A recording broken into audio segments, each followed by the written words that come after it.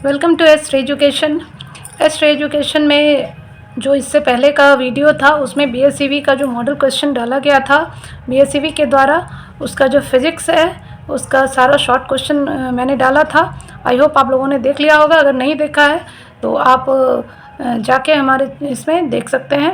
आज का बीएसईबी का मॉडल क्वेश्चन जो है वो क्लास 10th का सब्जेक्ट केमिस्ट्री का लघु उत्तरीय है, शॉर्ट क्वेश्चन। तो चलिए शुरू करते हैं। पहला प्रश्न है, रोटी और केक को फुलाने में बेकिंग पाउडर का उपयोग क्यों किया जाता है? तो जैसा कि हम सभी जानते हैं कि बेकिंग पाउडर के द्वारा जो है उसको अगर किसी भी चीज़ में डाल दिया जाए तो वो चीज़ फूल जाती है। तो यही प्रश्न है। तो उत्तर होगा बेकिंग पाउडर बेकिंग सोडा और टार्टरिक अम्ल का मिश्रण होता है। तो क्या होता है जब इसको जल में मिलाया जाता है तो बेकिंग पाउडर बेकिंग सोडा और टार्टरिक अम्ल का मिश्रण होता है। जब इसे जल में मिलाया जाता है तो क्या होता है, बेकिंग सोडा और टार्टरिक एसिड H2O यानी कि जल के साथ प्रतिक्रिया करता है और उससे कार्बन डाइऑक्साइड गैस उत्पन्न होता है। अब ये कार्बन डाइऑक्साइड गैस बबल्स के रूप में होता है और इस अभिक्रिया से उत्पन्न कार्बन डाइऑक्साइड के कारण पाव रोटी या केक फूल जाता है, क्योंकि बीच में एयर बबल्स जो है उस चीज़ को उठाने का काम करते हैं। तो इसका उत्तर ये होगा। अगले प्रश्न की ओर आते हैं। आधुनिक आवर्त नियम क्या है? तो यही आधुनिक आवर्त नियम है जिसके हिसाब से आधुनिक आवर्त सारणी बनाया गया है। तो ये नियम क्या है? इस नियम के अनुसार तत्वों के रासायनिक एवं भौतिक गुणधर्म उनके परमाणु संख्याओं के आवर्ती फलन होते हैं। अर्थात तत्वों को यदि उनके परमाणु द्रव्यमान के क्रम में रखा जाता है तो उनके गुणधर्म की पुनरावृत्ति एक नियत क्रम में होती रहती है और समान रासायनिक गुणधर्म वाले तत्व एक निश्चित क्रम में मिलते हैं। इसे ही आधुनिक आवर्त नियम कहा जाता है। यानी कि जो जिस तरह का गुणधर्म वाले हैं उन सबको एक साथ रखा जाता है, तो उसी को क्या कहा जाता है? आधुनिक आवर्त नियम। शुरुआती जो आवर्त सारणी था उसमें इस नियम को नहीं माना जाता था, तो यही है आधुनिक आवर्त नियम। अगला प्रश्न है, लोहे को जंग लगने से किस प्रकार बचाया जाता है? तो लोहे में हम लोग सब जानते हैं, सबके घर में लोहा होता है। तो लोहे का कोई भी सामान हो तो उसमें हल्की सी भी नमी हो, वातावरण में आर्द्रता हो तो क्या होता है, उसमें जंग लग जाता है और जंग लगने से लोहा नष्ट हो जाता है। तो उसका उत्तर होगा लोहे में जंग लगने के लिए हवा और नमी दो महत्वपूर्ण कारक हैं। जंग धीरे धीरे लोहे को क्या कर देती है? लोहे को नष्ट कर देती है। अतः लोहे को जंग से बचाने के लिए क्रोमियम, हम लोग देखते हैं स्टील जो है उसमें लोहे के ऊपर क्या है, क्रोमियम का जिंक निकल का परत चढ़ा दिया जाता है या जिंक का निकल का परत चढ़ाया जाता है, जिसको ये प्रोसेस क्या कहलाता है? गैल्वेनाइजेशन या गैल्वेनीकरण कहा जाता है। इसके अलावा पेंट ऑयल या ग्रीस की हम लोग घर में क्या करते हैं, कुछ टीन का बना हुआ हो या लोहे का हो तो उसके ऊपर पेंट लगा देते हैं, तो उससे भी जो है क्या किया जा सकता है, लोहे को जंग से बचाया जाता है। अब आते हैं चौथे प्रश्न की ओर। संयोजकता से आप क्या समझते हैं? ऑक्सीजन की संयोजकता लिखें। तो किसी भी तत्व के परमाणु जब आपस में संयोजित होते हैं यानी कि एक दूसरे के साथ रिएक्ट करते हैं तो ये जो उसके संयोजन करने की जो क्षमता है वो संयोजकता कहलाता है। तो तत्वों के परमाणुओं के परस्पर संयोजन करने की क्षमता को हम संयोजकता कहते हैं। किसी भी तत्व के परमाणु की बाह्यतम कक्षा में पाया जाने वाला इलेक्ट्रॉन ही क्या करता है? संयोजन करता है। यानी कि जैसे एक इसमें पूछा गया है ऑक्सीजन की संयोजकता लिखे, तो आप 2 नंबर का प्रश्न है, ज़्यादा डिटेल में जाने की ज़रूरत नहीं है। वहाँ लिख सकते हैं ऑक्सीजन की परमाणु संख्या 8 होती है और जबकि इसका बाह्य जो इलेक्ट्रॉन है उसमें उसकी जो संख्या है वो 6 है, लेकिन जो इलेक्ट्रॉन में जो संयोजन करते हैं वो केवल 2 जो संख्या में है परमाणु वही आपस में संयोजन करते हैं। लेकिन इसको हम डिटेल में समझते हैं।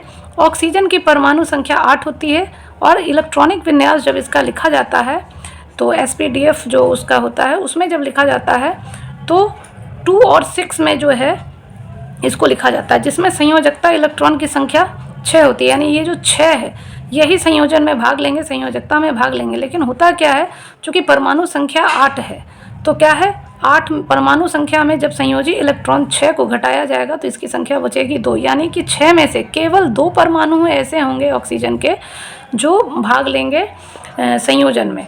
तो इस प्रश्न को आप या तो ये पूरे डिटेल में भी लिख सकते हैं या केवल ये लिख सकते हैं कि ऑक्सीजन की परमाणु संख्या 8 होती है, अतः ऑक्सीजन की संयोजकता 2 होगी। तो ये होगा प्रश्न का। अब चलते हैं अगले प्रश्न की ओर। 5वां प्रश्न है, सूचक क्या है? एक सूचक का नाम लिखें। तो अम्ल एवं क्षार की पहचान करने के लिए जिस विशेष प्रकार के पदार्थों या रंजकों का उपयोग किया जाता है उसे सूचक कहते हैं। जैसे मिथाइल ऑरेंज हो गया। तो अम्ल और क्षार की पहचान कैसे करते हैं, उसके लिए हम लिटमस पेपर पत्र जो है उसका भी प्रयोग करते हैं और उसके माध्यम से क्या करते हैं कि अम्ल और क्षार की पहचान करते हैं। जैसे ही इन पदार्थों को, मिथाइल ऑरेंज को अगर अम्ल में डालेंगे तो उसका रंग बदल जाएगा, क्षार में डालेंगे तो उसका रंग बदलेगा। तो ये विशेष तरह का रंजक होता है, यानी कलर होता है, जिसका उपयोग करके हम कौन सा जो है चीज़ अम्ल है या क्षार है उसकी पहचान कर पाते हैं। उदाहरण में हमने मिथाइल ऑरेंज लिखा है, आप उसमें लिटमस पत्र भी दे सकते हैं, दोनों ही उत्तर सही होगा। और इसे ही क्या कहते हैं, सूचक का, चूँकि ये सूचना देता है कि ये कोई भी चीज़ वो अम्ल है या क्षार है। अगला प्रश्न है, अम्ल के विलयन को तनु करने पर H3O+ का सांद्रण कैसे परिवर्तित होता है। ठीक है, तो जल में अम्ल के विलयन को तनुकृत करते समय आयन की सांद्रता में प्रति इकाई आयतन की कमी हो जाती है। ठीक है, और विलयन तनु से और अधिक तनु हो जाता है। अगला प्रश्न है, आवर्त सारणी में उत्कृष्ट गैसों को अलग समूह में क्यों रखा गया है। तो हर जो गैस हो या जो भी अलग अलग तरह के तत्व होते हैं, सबका एक विशेष गुणधर्म होता है जिसके कारण उसे अलग अलग समूहों में रखा जाता है। तो उत्कृष्ट गैसों के गुणधर्म आवर्ती सारणी में किसी अन्य समूह के तत्व के समान नहीं है। चूँकि एक समान गुणधर्म वालों को एक साथ रखा जाता है, तो चूँकि इसका गुणधर्म आवर्त सारणी में अन्य किसी भी तत्व से मिलता नहीं है, इसलिए ये किसी भी तत्व से रासायनिक अभिक्रिया नहीं करते हैं। अतः इन्हें आवर्त सारणी में अलग समूह में रखा गया है। जैसे जो इनर्ट गैस है उन सब को इसमें उत्कृष्ट गैसों के समूह में अलग रखा जाता है। आखिरी प्रश्न है, समजातीय श्रेणी से आप क्या समझते हैं। तो कार्बनिक यौगिकों की ऐसी श्रेणी जिसमें सदस्यों के रासायनिक गुण समान हो तथा जिन्हें एक सामान्य आणविक सूत्र से प्रकट किया जा सके, यानी कि वैसा एक यौगिकों का एक श्रेणी जिसमें सबका जो केमिकल का जो गुण है वो एक जैसा है और यहाँ तक कि उनका जो सूत्र है जिससे वो लिखा जाता है उसको एक ही तरह के सूत्र में सबको लिखा जाना संभव है।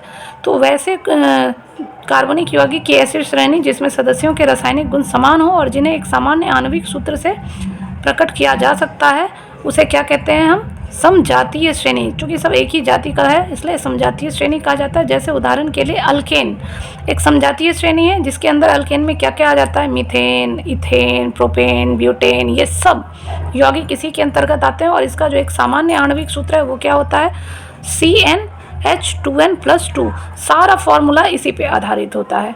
तो ये था आज का BSEB का बिहार स्कूल एग्जामिनेशन बोर्ड के द्वारा जो मॉडल प्रश्न पत्र दिया गया था, उस मॉडल प्रश्न पत्र के केमिस्ट्री का short question answer. I hope आप लोगों को ये भी पसंद आएगा और किसी भी तरह की कोई भी समस्या हो तो आप कमेंट बॉक्स में जाकर कमेंट कर सकते हैं।